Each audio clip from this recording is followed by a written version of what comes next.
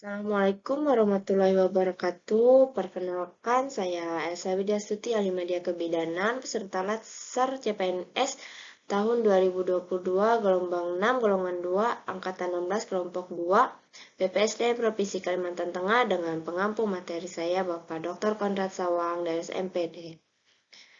Di sini saya akan menjelaskan agenda 1 tentang sikap perilaku bela negara, yaitu yang pertama ada wawasan kebangsaan dan nilai-nilai bela negara, yang kedua ada analisis isu kontemporer, yang ketiga ada kesiapsiagaan bela negara. Yang pertama, wawasan kebangsaan dan nilai-nilai bela negara, yaitu wawasan kebangsaan atau cara pandang bangsa suatu negara dalam rangka mengelola kehidupan berbangsa dan bernegara yang dilandasi oleh jati diri bangsa atau nation character dan kesadaran terhadap sistem nasional atau national system masing-masing. Kemudian Indonesia, yaitu wawasan Nusantara yang berlandaskan Pancasila, Undang-Undang Dasar 1945 dan Bhinneka Tunggal Ika. Kemudian ada wawasan kebangsaan adalah cara pandang bangsa Indonesia mengenai diri dan lingkungannya, mengutamakan kesatuan dan persatuan wilayah dalam penyelenggaraan kehidupan bermasyarakat, berbangsa dan bernegara, menurut Profesor Muladi, itu Gubernur Lemhanas. Kemudian ada beberapa titik penting sejarah bangsa Indonesia, yaitu pada tanggal 20 Mei 1908 itu berdirinya Organisasi Budi Utomo. Yang kedua ada 25 Oktober 1908 yaitu diprakarsainya Organisasi Perhimpunan Indonesia oleh Sultan Kesayangan dan R.N. Noto Suroto. Kemudian ada 30 April 1926 diselenggarakannya Kongres Pemuda ke-1. Kemudian ada 27 sampai 28 Oktober 1928 itu dilaksanakannya Kongres Pemuda kedua. Dan pada tanggal 1 Maret 1945 terbentuknya BPUPKI. Kemudian pada tanggal 7 Agustus 1945 terbentuknya PPKI. Ada 4 konsensus dasar berbangsa dan bernegara, yaitu yang pertama ada Pancasila, yang kedua Undang-Undang Dasar 1945, yang ketiga ada Bhinneka Tunggal Ika, yang keempat ada NKRI, yaitu Negara Kesatuan Republik Indonesia.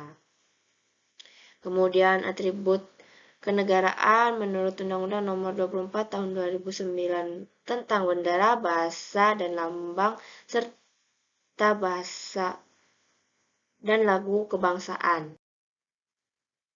Kemudian ada nilai-nilai bela negara, yaitu bela negara sendiri adalah tekad, sikap, dan perilaku serta tindakan warga negara, baik secara perseorangan maupun kolektif, dalam menjaga kedaulatan negara, keutuhan wilayah, dan keselamatan bangsa dan negara, yang dijiwai oleh kecintaannya kepada negara Kesatuan Republik Indonesia yang berdasarkan Pancasila dan Undang-Undang Dasar Negara Republik Indonesia tahun 1945 dalam menjamin kelangsungan hidup bangsa Indonesia dan negara dari berbagai ancaman. Nilai dasar bela negara itu ada cinta tanah air, 2 sadar berbangsa dan bernegara, 3 setia pada Pancasila sebagai ideologi negara, yang keempat rela berkorban untuk bangsa dan negara, yang kelima kemampuan awal bela negara. Yang kedua, analisis isu kontemporer, yaitu upaya yang dilakukan untuk mengetahui suatu pokok persoalan yang menjadi trending topik pada saat ini. Jadi solusi penyelesaiannya harus sesuai dengan masa sekarang, yaitu masa modern. Perubahan lingkungan strategis, itu ada 4 level. Yang pertama ada pada level individual, kemudian keluarga, yang ketiga ada masyarakat, yang keempat ada dunia.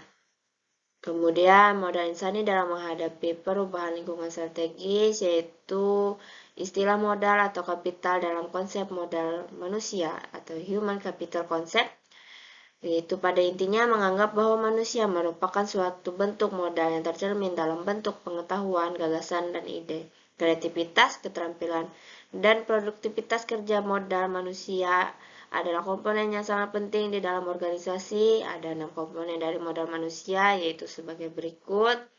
Ada modal intelektual, modal emosional, modal sosial, modal ketabahan atau adversity, kemudian ada modal etika atau moral, kemudian ada modal kesehatan atau kekuatan fisik dan jasmani. Kemudian isu-isu strategis kontemporer, yaitu saat ini negara bangsa dan nasional dalam konteks Indonesia sedang berhadapan dengan dilema antar globalisasi dan etik nasionalisme yang harus disadari sebagai perubahan lingkungan strategis. Yang mana ada isu-isu strategis kontemporer diantaranya korupsi, narkoba, nasionalisme, dan radikalisme. Kemudian ada money laundering atau pencucian uang, kemudian ada proxy war, selanjutnya ada kejahatan mass communication atau cybercrime, hate speech, dan hoax.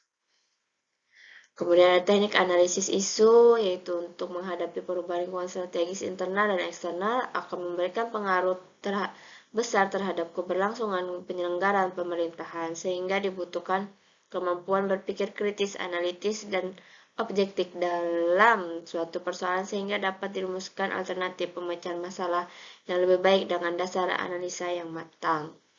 Isu kritikal sendiri yaitu topik yang berhubungan dengan masalah-masalah sumber daya yang memerlukan pemecahan disertai dengan adanya kesadaran publik akan isu tersebut. Itu terbagi dalam 3 kelompok, ada isu saat ini atau current isu, yang kedua ada isu berkembang atau emerging isu, dan isu potensial. Terdapat 3 kemampuan juga yang dapat mempengaruhi dalam mengidentifikasi, yaitu ada environmental scanning, problem solving, dan berpikir analisis.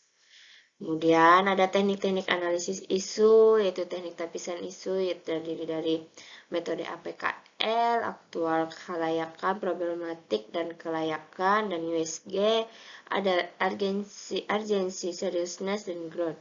Kemudian ada teknik analisis isu, terdiri dari mind mapping dan fishbone serta SWOT.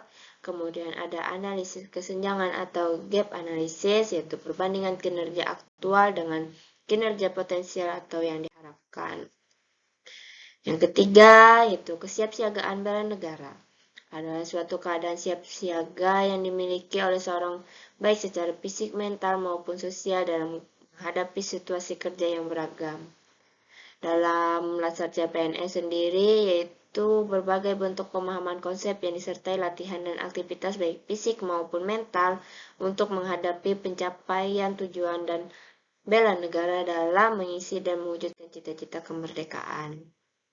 Dan kemampuan awal bela negara itu salah satu nilai-nilai dasar negara yang memiliki kemampuan bela negara baik secara fisik maupun non-fisik, dan sedang yang secara fisik dapat ditunjukkan dengan cara menjaga kesamaptaan kesiapsiagaan diri, yaitu dengan menjaga kesehatan jasmani dan rohani, sedangkan non-fisik yaitu menjaga etika, etiket moral, dan memegang teguh kearifan lokal yang mengandung nilai-nilai jati diri bangsa yang luhur dan terhormat. Kemudian kesiapsiagaan jasmani, kesehatan jasmani, ada juga kesiapsiagaan mental, kesehatan mental, etika, etiket moral, dan kearifan lokal.